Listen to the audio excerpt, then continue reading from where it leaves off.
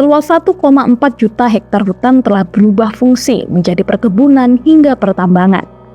Temuan Kementerian Kehutanan, ada pelanggaran yang dilakukan oleh 12 perusahaan.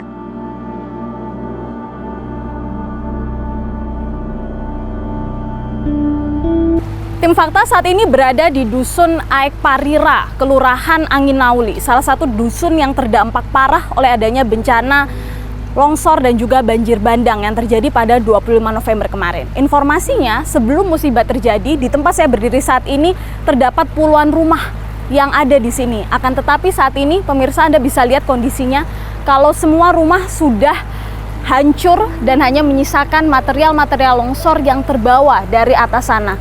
Bahkan tidak hanya pohon-pohon kecil saja, tapi juga pohon-pohon besar. Kita bisa lihat batang-batang kayu yang besar terbawa dari atas menuju ke pemukiman warga yang terletak persis di bawahnya.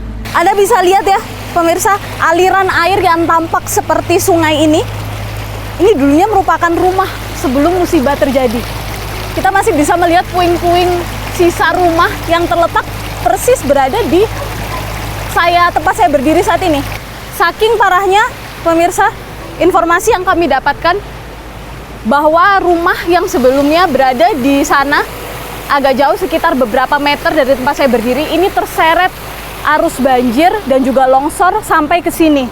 Dan persis di pepohonan besar inilah, batang-batang kayu besar inilah ditemukan korban atau jenazah korban yang meninggal dunia.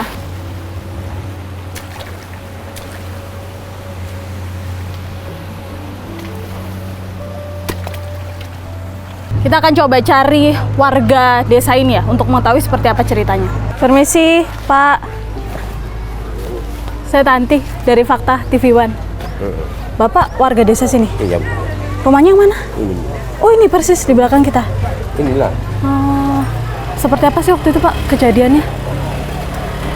Kira-kira apa? Jam 1, kurang jam 1 siang lah itu kejadiannya. Terus air datang dari mana? Ini kan dulu apanya ini? Paritnya ini kan yang bergesernya ini. Oh gitu. Nah, bergeser dia kira-kira 5 meter. Tersumbatlah dia, ada jembatan di sana kan. Nah, tersumbatlah dia. Tertutup. Terus kemarin lah hari ini. Sampai berapa tingginya banjir waktu itu? 5 meter adanya juga. Oh, 5 meter. 5 meter. Kita izin lihat rumahnya. Mungkin bisa ditunjukkan apa saja kerusakannya, Bapak.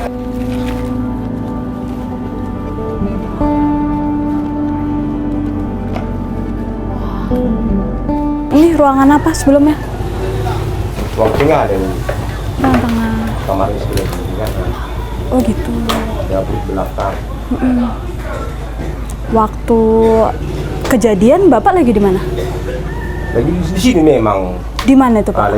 Lagi tidur-tiduran di sini. Oh, kan? di situ? Ya. Kedengaran lah suara dari sana kan. Nah, terus keluar aku. Aku keluar. Tengoklah udah datang banjirnya kan, panggil anak-anak nyuruh keluar. Kemudian? Kemudian larlah sih mau keluar tadi kalau dari sini nggak bisa lewat lagi, udah tertutup ini. Oh, ini udah tertutup air. Udah banyak ini kan, lar dari belakang lah semua. Terima kasih banyak Pak Peri ya. Iya. Wahana Lingkungan Hidup Indonesia atau WALHI mencatat, sejak 2016 hingga 2024 di Sumatera terjadi deforestasi secara masif.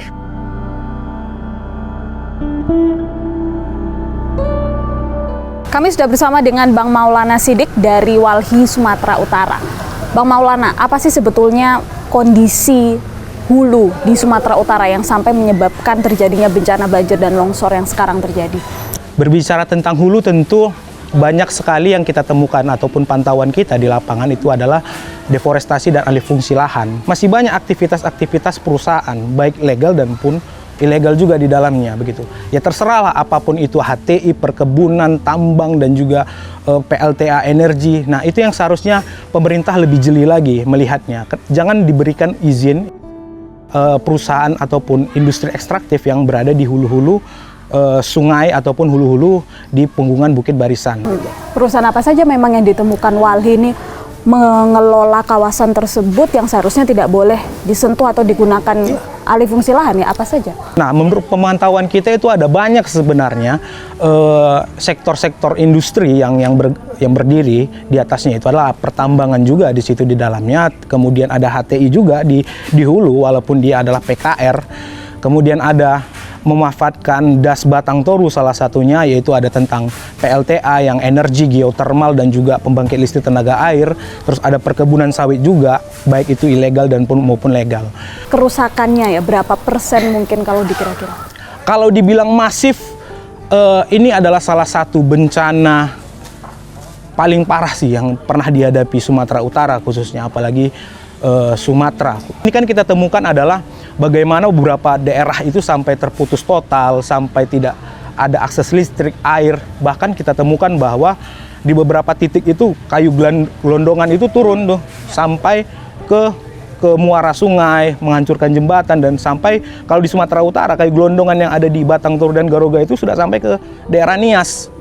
Nah, itu kan berarti sudah menunjukkan bahwasanya di hulu dan di pertengahan itu sudah mengalami deforestasi yang sangat masif sebenarnya. Di Tapanuli Tengah dan juga di Sibolga ya, di daerah longsoran ini memang ditemukan banyak sekali kayu-kayu, baik itu pohon yang memang kena longsoran maupun ada juga kayu gelondongan. Dari mana sebetulnya kayu-kayu ini? Kita belum identifikasi ataupun kita belum investigasi ke lapangan. Apakah kayu itu berasal dari perusahaan A, perusahaan B, atau itu betul pembalakan liar gitu kan. Tapi yang menjadi masalah itu adalah kenapa kayu-kayu gelondongan itu sejauh dipantau dari beberapa tahun ini itu tidak terawasi oleh pemerintah. Sebetulnya yang terjadi ini adalah keputusan yang dibuat di era ini atau sebetulnya memang keputusan dari pemerintah sebelumnya juga? Tidak menutup kemungkinan juga sebenarnya. Izin ini kan bukan di tahun ini juga terbit atau 2 tahun sebelumnya terbit. Artinya kita kilas balik itu ada sekitar 10 atau 15 tahun sebelumnya. Baik, terima kasih banyak Bang Maulana atas waktu dan informasi. Deforestasi di kami itu sangat masif. Ada 40 ribuan hektar itu beralih menjadi tanaman sawit.